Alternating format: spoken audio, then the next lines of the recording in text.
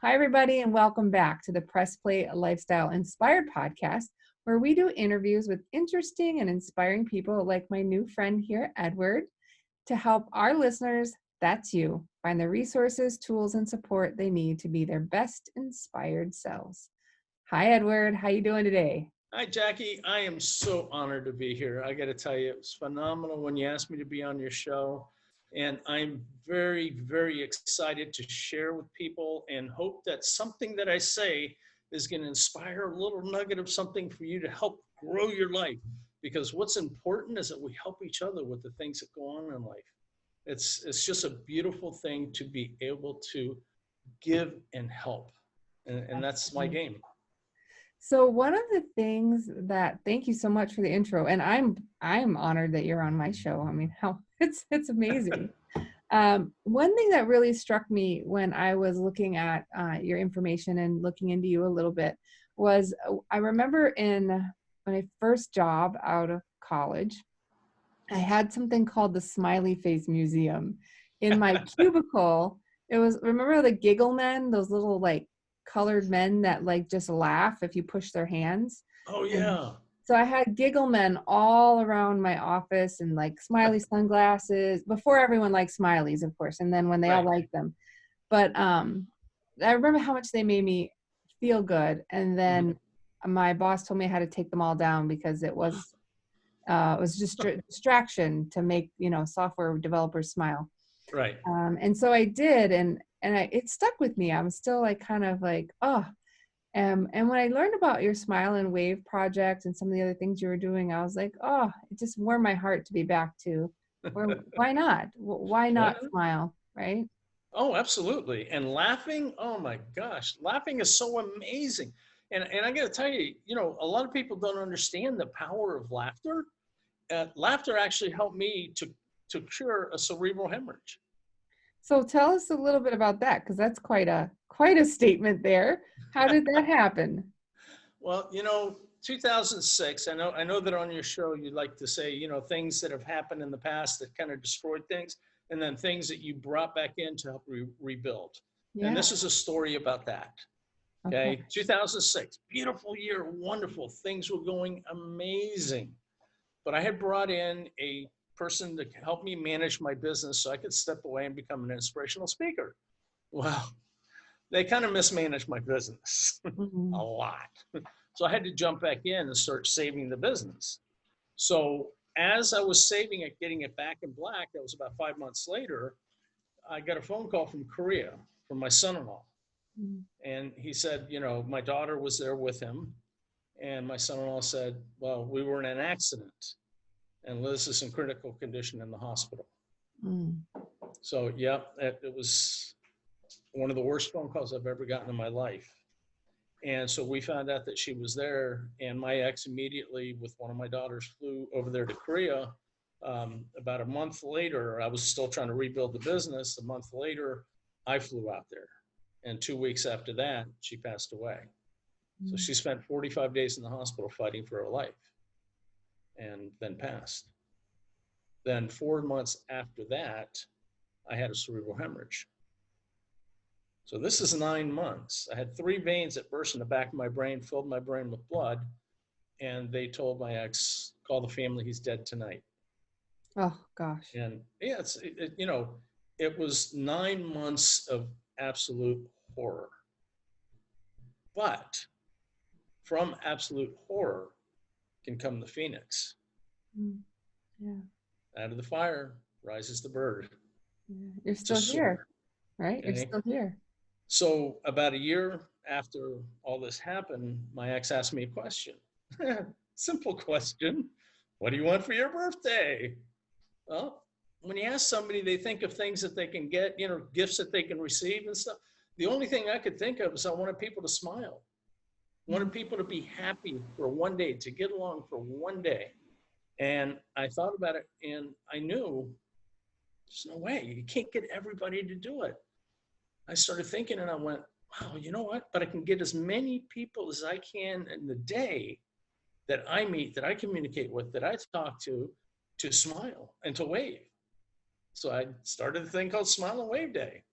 It's nice. Now, Do you see something that it was hard for me to do because I had no smile at that time? I wasn't happy. I was in depression from everything that had happened, especially my daughter. So I had to find a way to smile myself to help other people to smile. Yeah. So I started faking it till I made it.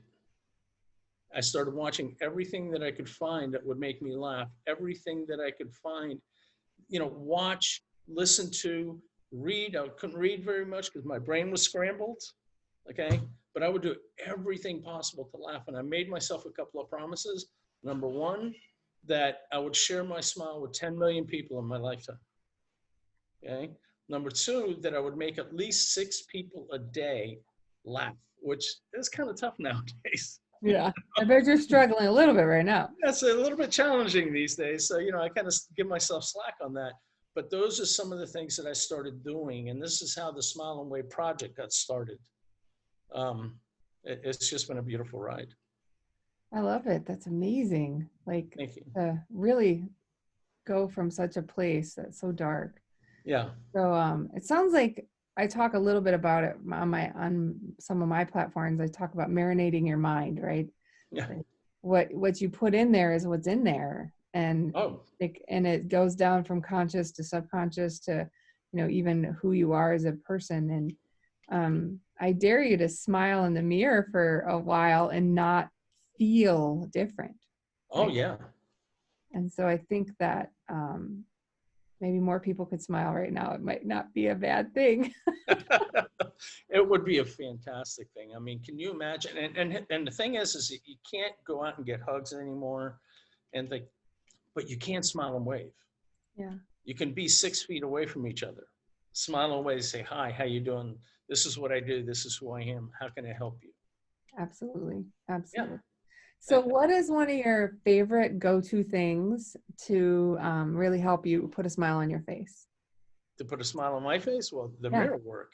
The mirror work Yeah. really works. Yeah. It's not one of my go-to things anymore, but you know what? I like watching movies that make you laugh. I also love, my girlfriend and I, we go out and play Frisbee. Okay. We go for walks. We go on bike rides.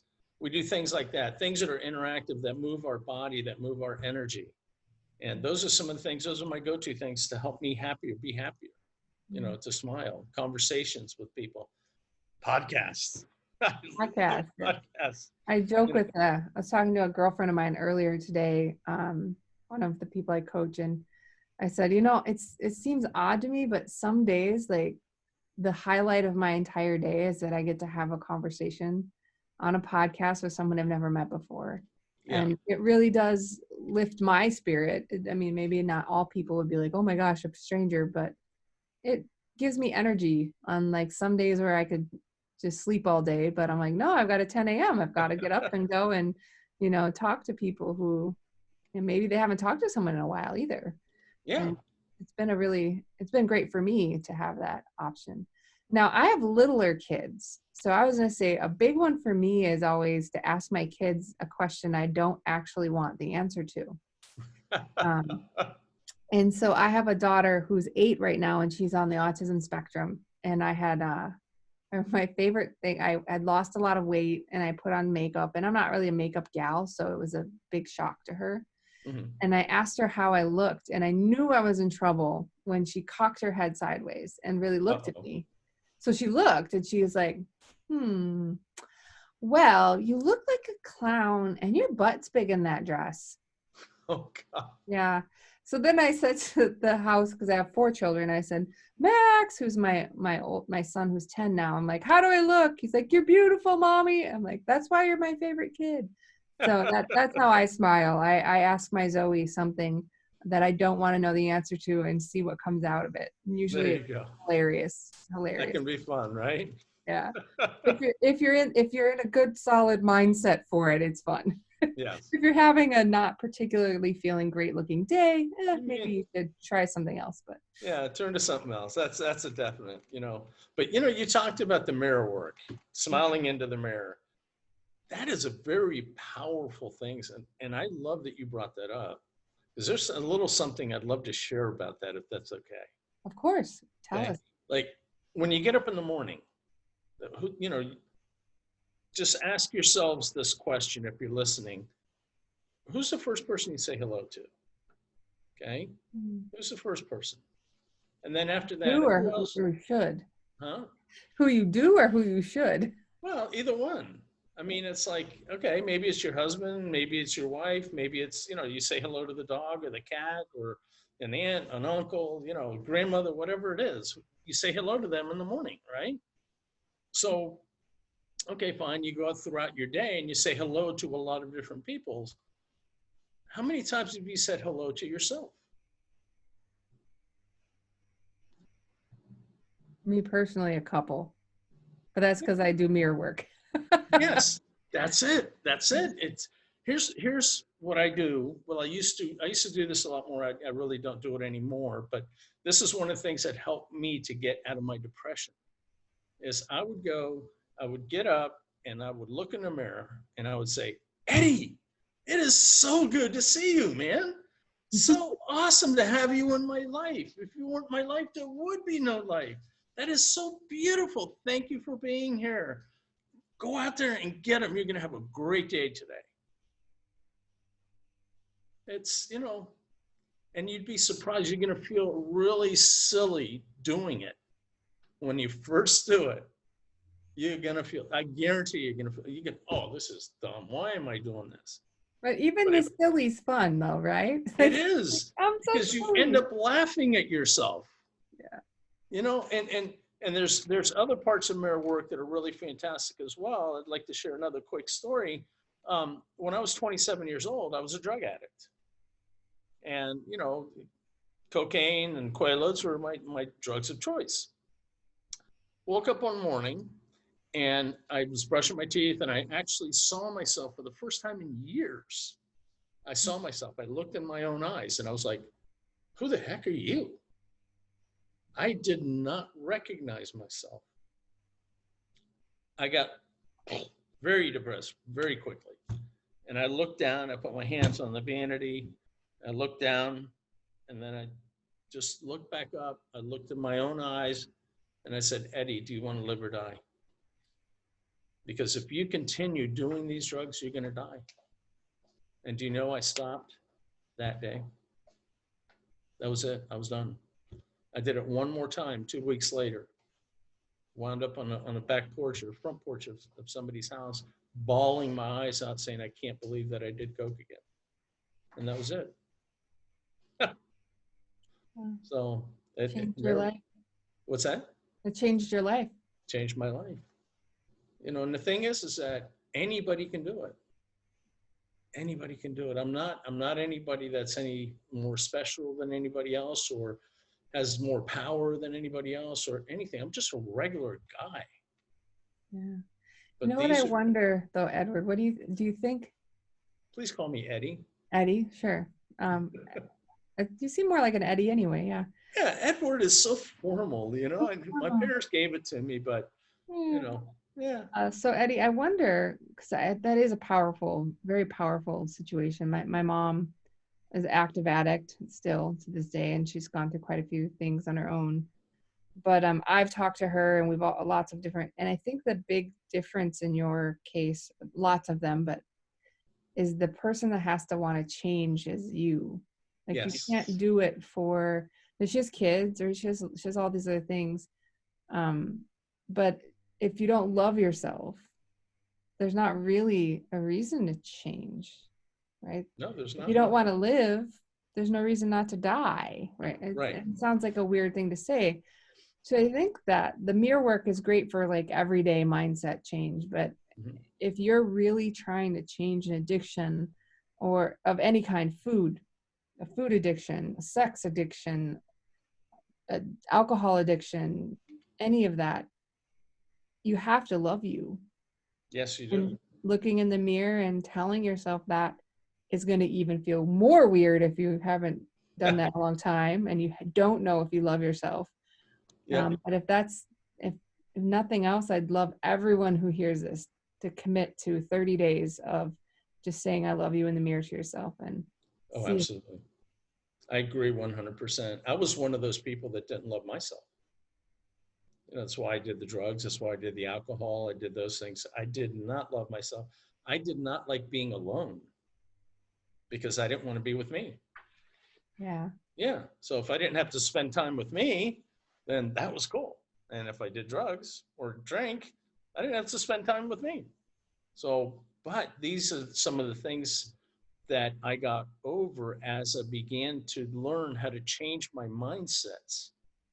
Okay. And how to adapt mindsets. Mindsets are huge in life because you pick up these mindsets as you go along in life and you just automatically pick them up, pick them up, pick them up. You see something, somebody says something to you, whatever it is, and all of a sudden you pick that up and make it one of your mindsets. And you don't change it as you grow. It develops into different things, but the core mindset is pretty much there. So if you go back and you start looking at your core mindsets, and you don't really have to know why you have those, just that you have them.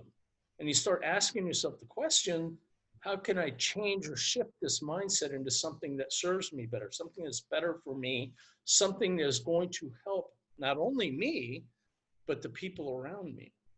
Yeah. Yeah, because when you start helping the people around you, things change. It It's is so amazing. powerful. I know you know that because of what you do. Right here, you're helping to change people's lives, and that's I fantastic. hope so. I think from my mess to my message was, just being a very overwhelmed mom and working and all of that, and this thing, I never want anyone else to ever feel that way again. Yeah, And it was powerful enough for me to change. right. Was because I knew that I didn't want to be that way anymore.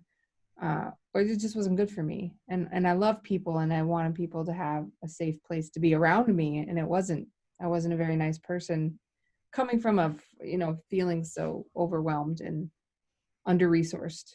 Yeah, I wonder what your thoughts are on this, Eddy. I recently kind of came across this, I don't even know where, but it was this really interesting conversation about your beliefs and, how mindset beliefs and how beliefs are more powerful than facts, but beliefs yes, aren't always necessarily factual. you're absolutely right. And I thought, wow, that's pretty powerful. So, what is your perspective on kind of this beliefs and truth and fact? Do you kind of have thoughts at all around Well, those? the thing is that yes, we do have our beliefs, and our beliefs are something that we created within ourselves. Now, people say that the mind is a very powerful tool, and it is. It is. But you want to know a more powerful tool to me? And this is just my opinion. You don't have to believe it or anything like that. It's the heart. You start bringing things into your heart and you start feeling what things are, and you see more of the real world. And you can find out what is a true belief and what is not. Because a belief is something that we pick up and develop as time goes on. And we look at things and everything can show you that you're loved, you're cared for, you're this, you're that. But our belief is none of that exists. And I know that because I didn't think I was loved. I didn't think I was cared for. I didn't love myself much. That was a belief, but I was being shown every single day that yes, you are loved. Yeah.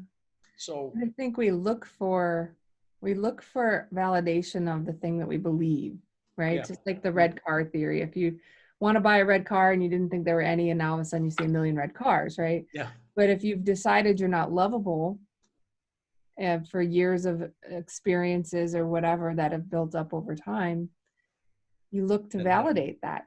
you You look do. for times when you're not loved. I And then that experience that you just had, right, reinforces the experience, reinforces the experience. exactly, and it's not real. Yeah. That's the whole thing. Is the truth of the matter for me is that everybody on this planet Earth is beautiful, wonderful people. There are people that are misled, misguided, and don't quite know how to get out of that situation. But deep down in their core, okay, they do love things. They do love certain people and things like that. Even if they spewing venom at the world, there is things that they love. So they're capable of love. but they just don't know how to express it, how to use it, or how to bring it to reality in their own world. Yeah, I love that. Yeah. Someone told me that my daughter's been through a lot of ABA therapy, which is applied behavior therapy. Mm-hmm. And one of the things that kind of unfolded as a topic with those wonderful people that had supported her was that most behavior has a positive intent. Mm-hmm. And whether you understand it or not, and it might not be seen that way for others, but behavior is what you do, not why you do. And so I always thought it was very interesting that a lot of our behaviors are because of the stories we've told ourselves. Mm-hmm. And then we act in a way that we think is actually in our best interest and everyone else's, but it doesn't always work out that way. No, it doesn't. No. And you know, the beauty of it is what you were saying, it's a story that we believe. And you know what the great thing about stories is? You can change them. That's right. You know this stuff. Awesome. I love that. So yeah, you can change your story. You know, Yeah. change the way that you believe that you saw it, because you know what? You don't really know if that's the truth or not. It's just something that you told yourself at that time and you continued to believe it.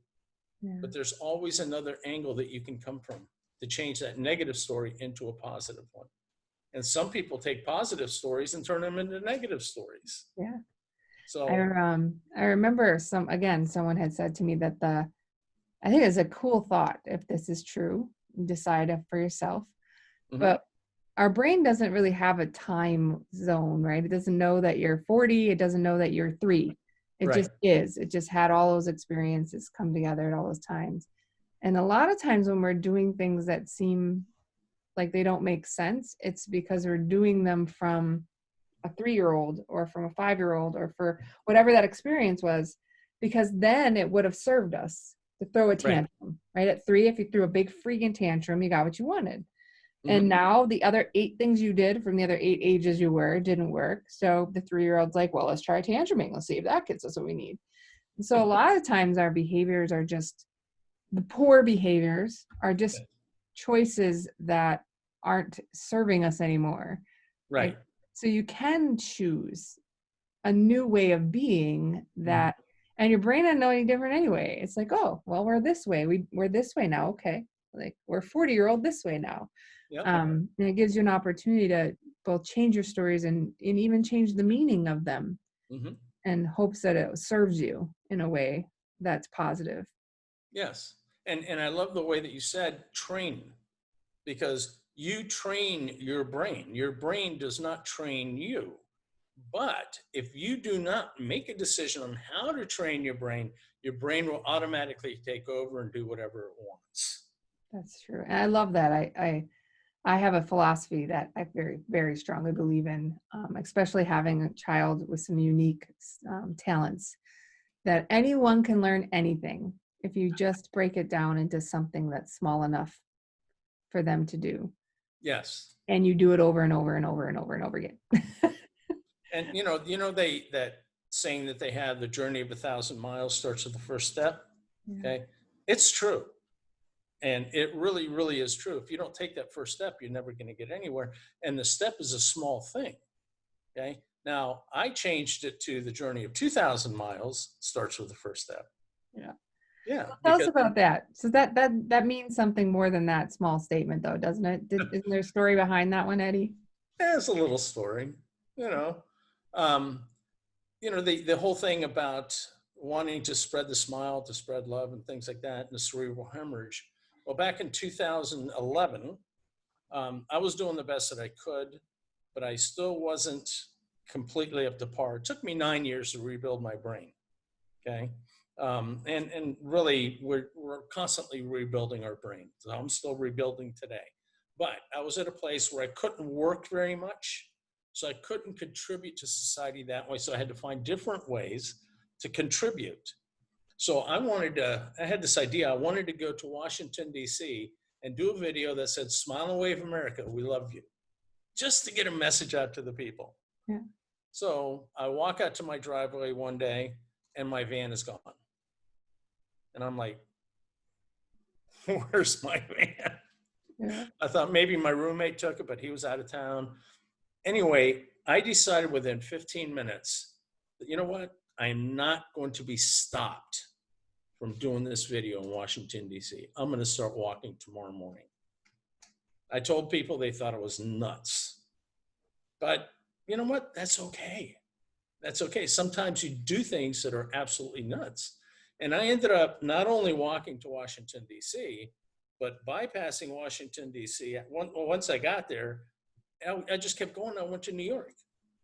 So I walked out to New York. And I didn't take US 1 straight into Washington, D.C. or New York. What I did was when I got to Jacksonville, Florida, I was like, I was going to go through Georgia, and I was going to go straight up Georgia, US 1. And I was like, what am I doing? I'm a coastal man. So I flipped a right, and I started my journey. I went to the Outer Banks, into Chesapeake, back out to Virginia Beach, out to Washington, D.C., then up to New York. And I just took a very roundabout, and sometimes I even walk backwards. So now I'll walk back to walk forward again, to spread the smile. And in that, I also wanted to prove that people are inherently good. And boy, did I prove that beyond my dreams. I found out that, you know what, good is not good enough. They're fantastic, phenomenal, beautiful, outrageously wonderful people out there that are willing to give, that are willing to help, that are willing to support something that they can, just take and believe in. And the smile was the thing for me. Yeah, the one thing that came up for me was a quick story of mine on how people are good. Mm-hmm. I was only 19, and I was driving from Wisconsin to Michigan, which is like just about 6 to 7 hour drive, depending on where you start and go. I broke down on the biggest freeway in Gary, Indiana. Oh boy. Yeah, not ideal. Not an ideal place for a young lady. But this was before the cell phone, so I'm aging myself a little. And the car literally started on fire. Oh wow. I heard a pop, and then a fireball burst out of the hood of the car, and I was in the fast lane all the way over. I was going 80 miles an hour. Don't tell my dad. And Next time I meet him, I will. okay. So I started, I was like, crud, like there's no electrical. So I pull into the fast lane mini, not really a lane. And I'm like, I get out of the car because the car is on fire. Oh yeah. Right. So I'm trying to get away, but there's not really anywhere to go. And the man on the other side of the freeway going the other way in a tow truck, laid on his brakes so hard, pulled over, went across 4 lanes on the freeway with a fire extinguisher, put my car out. And he's like, you're coming with me. I'm going to come back and get your car. And I'm like, I don't have any money. I have like $12. I have credit cards. I'm 19. He's like, no, you are coming with me. It's not safe for you here. And to make the long story very shorter, he owned a filling station. They went and got my car, brought my car back. They couldn't figure out what was wrong with it for 2 days. They had me living at their house, staying there to make sure I was safe. They kept calling my grandfather to keep tabs on what was going on. It ended up being this tiny little part inside the car that was a fuse that blew that started everything off. Fixed it and sent me on my way. That's awesome. Who does that? Yeah. And the thing is that if we would just do things like that, I mean, nowadays with the pandemic and everything, it's more difficult, but there are still things that we can do to help each other, to uplift other people. But it was beautiful that they slammed on their brakes. They stopped, they picked you up, they took you home. They took care of you, took care of the car, zoom, off you went, not asking for anything. I know. And I just, to this day, I was like, because I don't like to owe people. I don't like, I just didn't want to take advantage. And I was like, I can't ever repay you. And they're like, have you eaten?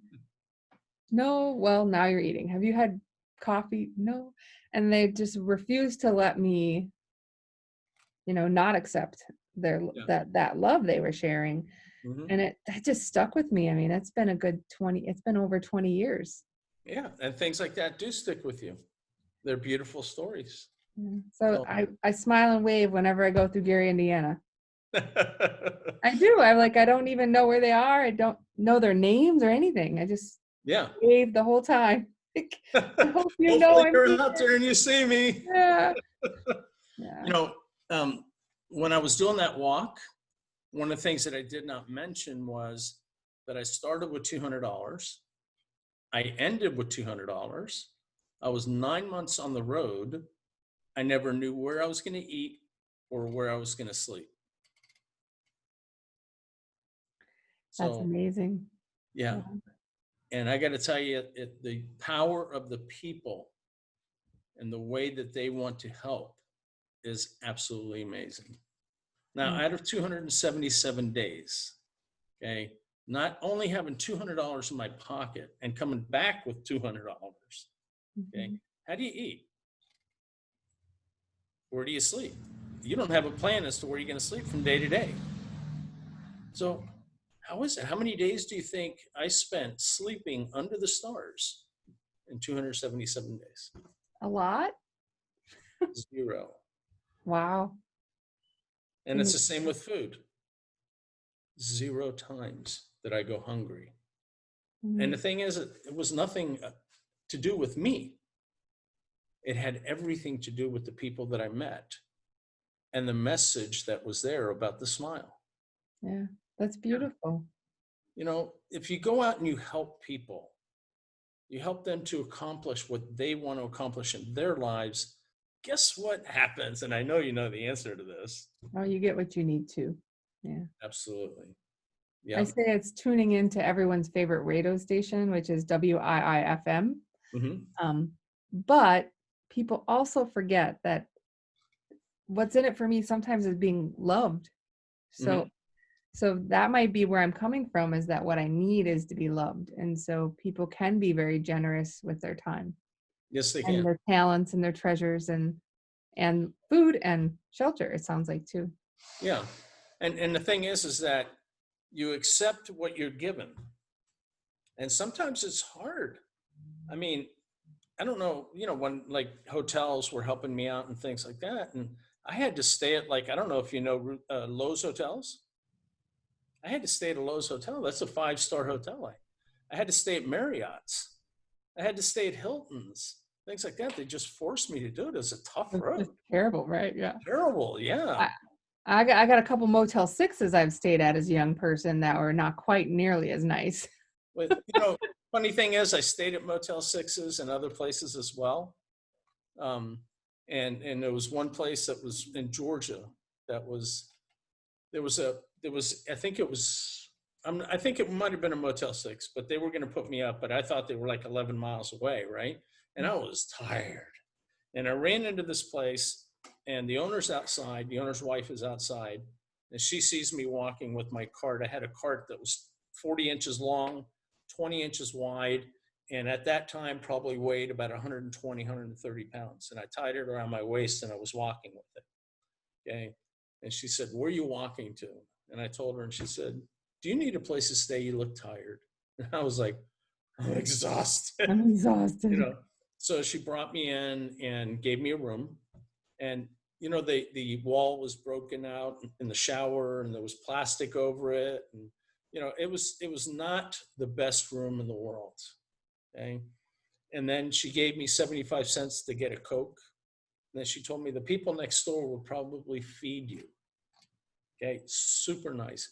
And she thanked me for staying in her hotel because she said, "Giving you a place to stay will bless us." Mm. And it was beautiful. I went to the restaurant next door, found out that the place that I was going to stay at was a brand new place, and it was only 2 miles down the road. Yeah. Okay, brand new, 2 miles down the road, and here you have a place that's not so nice. And what do? You take You what you're stay, given. huh? You take what you're given.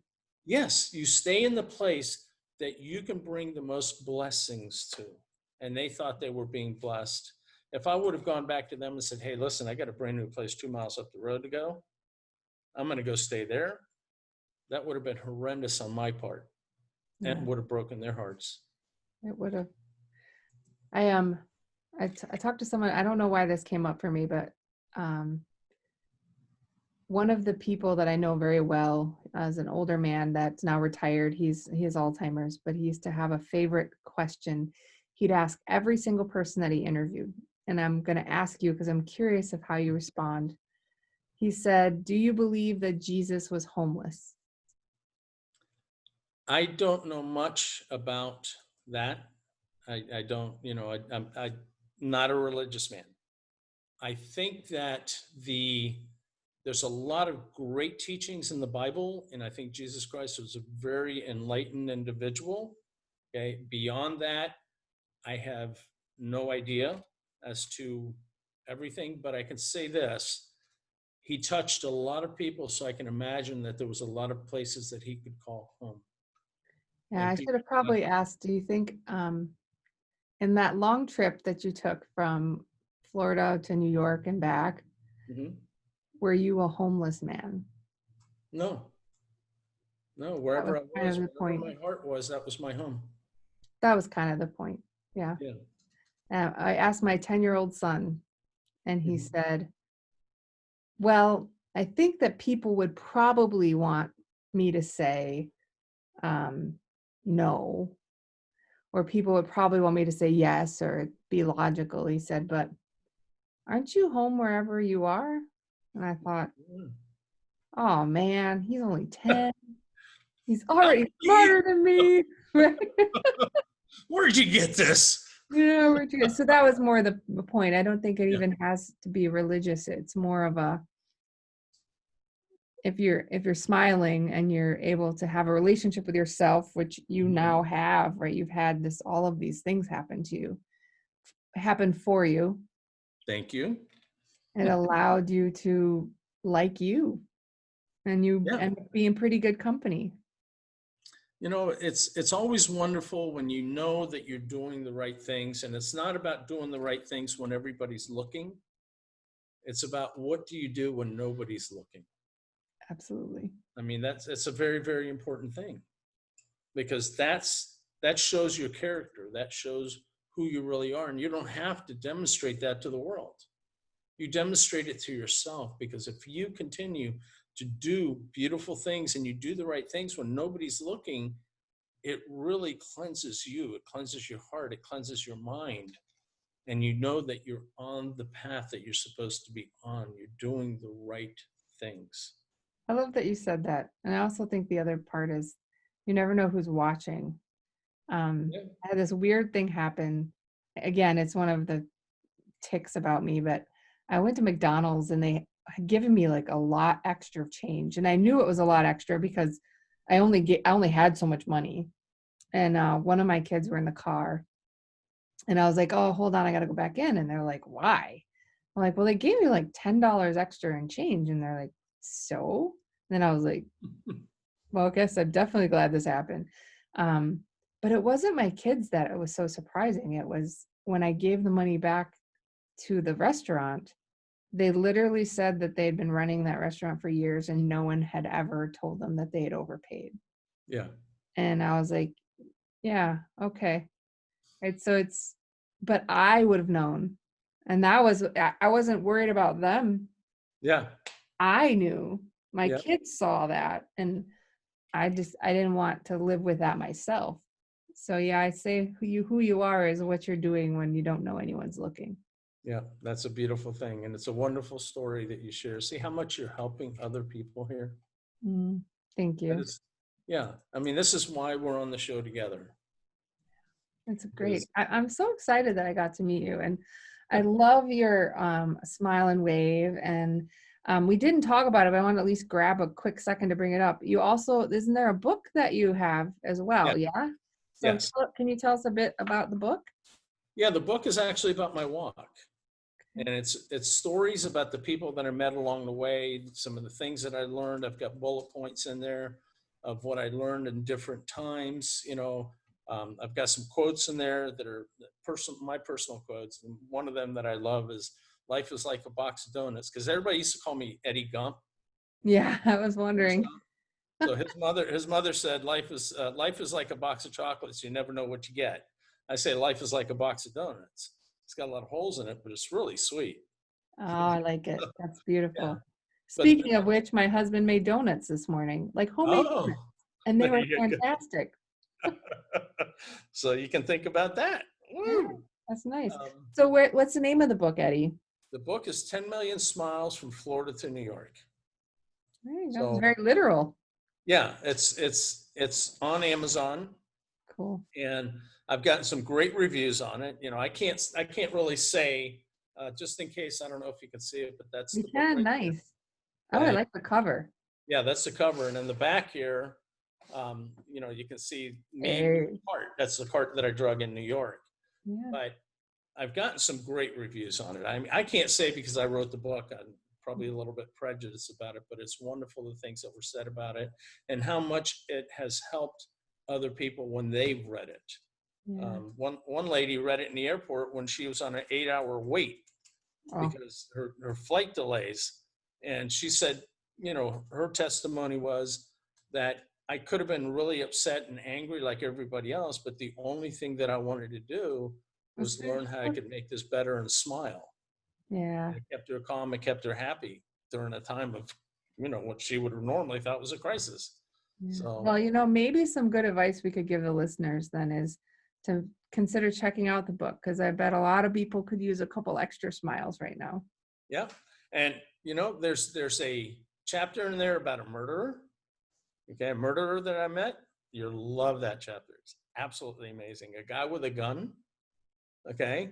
So, and that was actually a ride that I got, and the guy had a gun. You're going to be, it'll blow you away how it ended up. It was just, it was fantastic. It was hilarious. We had a great time. So, but Well, I don't want to give stuff away. So, don't tell all the secrets, Eddie. Then they're not going no, to buy the absolutely book. not. Yeah, check it out. I will. I'm so glad I got to meet you, and this has been such a nice conversation. We'll make sure to have your website and all your information and the book information in the show notes.